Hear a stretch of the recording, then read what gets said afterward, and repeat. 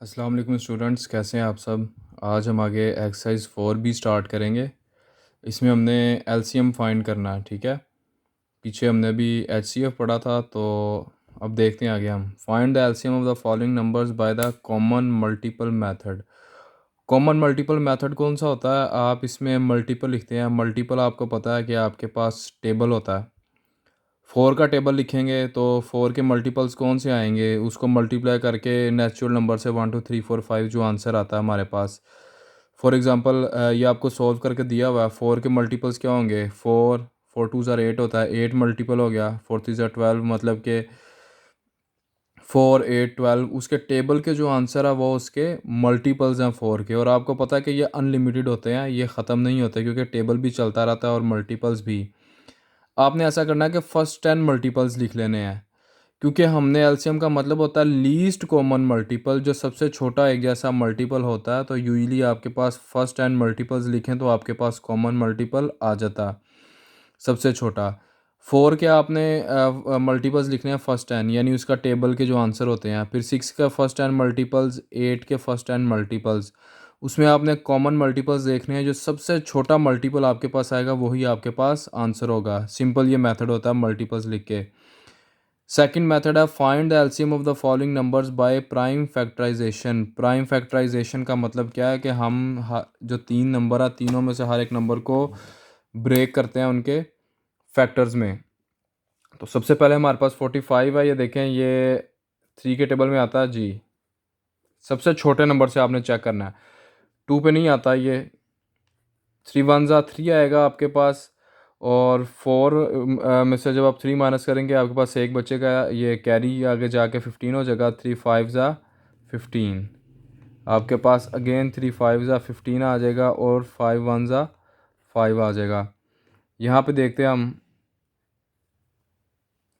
3 2 ज़ा 6 आपके पास ये 7 था, एक आगे कैरी चला जाएगा, तो आपके पास ये हो जाएगा 3 5 ज़ा 15। अब देखिए आगे,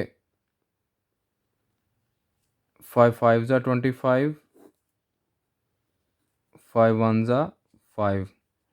अभी आपको पता आ गया ये 3 के टेबल में नहीं आएगा, ये 5 के टेबल में ही आएगा।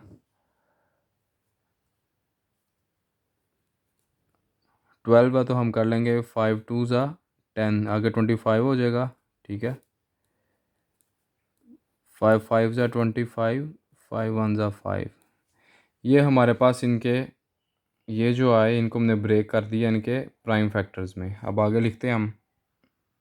जी स्टूडेंट्स, ये देखें आगे हमारे पास क्वेश्चन आ गया, find LCM by prime factorisation. इसको जब हमने अभी आपको मैंने बताया कि फैक्टर्स में ब्रेक करने के बाद फैक्टर्स को लिख लिया। प्राइम फैक्टर्स ऑफ 45 लिख लिए हैं, उसके बाद 75 लिख लिया, उसके बाद 125 लिख लिया है। इसका मेथड जो है वो थोड़ा सा चेंज है एचसीएफ से, आपने इसको गौर से देखना है। सबसे पहले आपने देखना है कि तीनों के अंदर कौन से कॉमन फैक्टर्स हैं। तो ये देखें, जो कॉमन फैक्टर तीनों में है वो सिर्फ ये है, 5 5 और 5। ये तीनों में कॉमन है, तो इसको हमने एक दफ़ा लिख लिया 5। उसके बाद आपने देखना है कि दो में कॉमन कौन से हैं। ये देखें, ये वाला 5 और 5 आपके पास कॉमन है, इसको भी हमने एक दफ़ा लिख लिया। उसके बाद ये 3 और 3 आपके पास कॉमन है, इसको भी एक दफ़ा लिख लिया।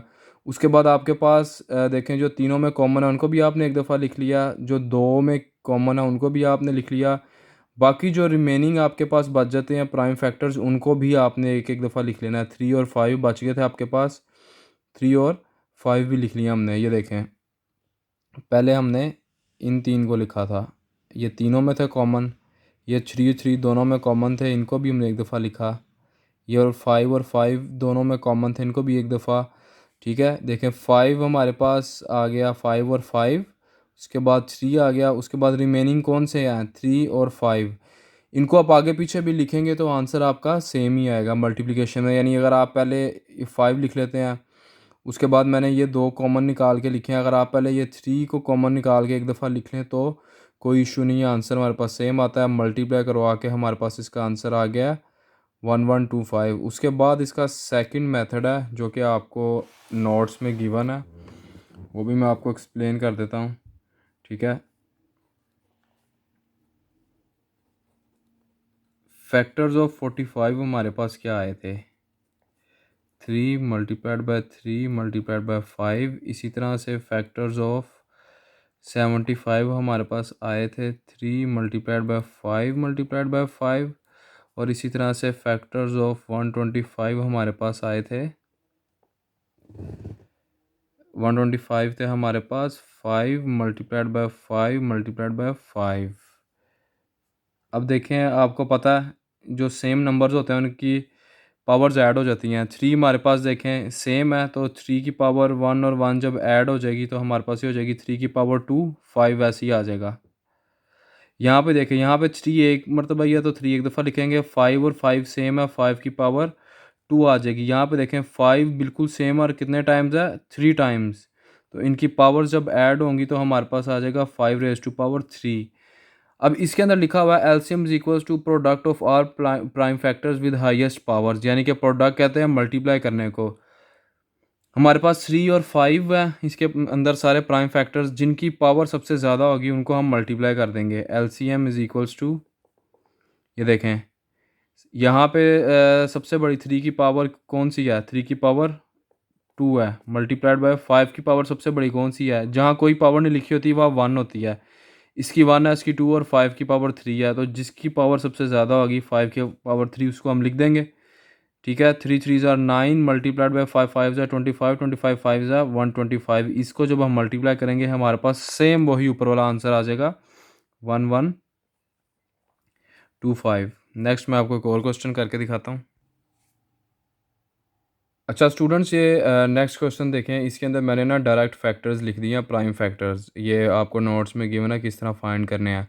इसको मैं सॉल्व कर रहा हूँ पहले फर्स्ट मेथड से। ठीक है, सबसे पहले हमने देखना है तीनों नंबर्स में कौन सा कॉमन है। ये देखें, तीनों में ये 7 कॉमन है, ये 7 कॉमन है। ठीक है, तो हम एक मरतबा लिख लेंगे इसको। उसके बाद हम देखते हैं कि 2 में कौन सा कॉमन है। देखें, 2 में भी कोई भी कॉमन नहीं है। जो उनसे मतलब कि किसी 2 में भी कॉमन होंगे ना, उनको भी आपने सर्कल करके एक दफ़ा लिख लेना है। इसमें कोई भी नहीं है। और उसके बाद जो हमारे पास 2 वाले कॉमन देखने के बाद जो सिंगल बच जाते हैं ना, हम उनको भी लिख लेते हैं।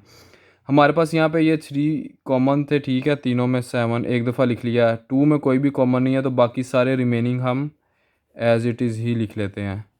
ठीक है, आपके पास 7 5 35 हो जाएगा, multiplied by 7 multiplied by 13 equals to, इसको जब हम सॉल्व करेंगे तो ये हमारे पास जो इसका आंसर आएगा वो हमारे पास आता है 3185। अब मैं इसको आपको सेकंड मेथड से करके दिखाता हूँ। जी स्टूडेंट्स, ये हमारे पास सेकंड मेथड था। ये मैंने फैक्टर्स लिख लिए हैं। ठीक है, इसमें देखें कि 5 और 7 एक ही दफ़ा गिवन है, दोनों की एक ही पावर है, तो हमने इसको आगे पावर्स ऐड ही नहीं की। जिसमें सेम होंगी उसकी पावर ऐड करनी है। इसमें देखें, जहाँ पावर कुछ ना लिखी हो, मैंने आपको बताया था 1 होती है। ठीक है, 7 और 7 जब पावर्स ऐड होंगी 7 की पावर 2, और यहाँ पे भी 7 और 13। अब यहाँ पे हमारे पास कौन से फैक्टर्स हैं, 5 है, 7 और 13 है। हमने देखना है जिसकी पावर सबसे ज़्यादा है। 5 की पावर यहाँ पे क्या है, एक ही 5 है, 1, तो हम 5 को लिख लेंगे। उसके बाद हम देखेंगे 13 बचा हमारे पास। 13 की पावर हमारे पास क्या है, मैक्सिमम 1 ही है, तो वो वही आ जाएगी। और देखेंगे 7 की पावर हमारे पास मैक्सिमम क्या है, 7 की पावर 2, तो हम मैक्सिमम पावर वाला नंबर लिखते हैं। तो इसमें आप देखें कि 5 मल्टीप्लाइड बाय 13 और 7 7 से हमारे पास 49 हो जाता है। इन तीनों को जब आप करेंगे मल्टीप्लाई तो हमारे पास सेम ही आंसर आएगा 3185। ठीक है, दोनों मेथड से सेम आंसर आएगा। जो आपको इजी लगता है उसको आपने फॉलो करना है। अब आगे नेक्स्ट क्वेश्चन इंशाल्लाह हम कल करेंगे। ओके, थैंक यू, अल्लाह हाफिज़।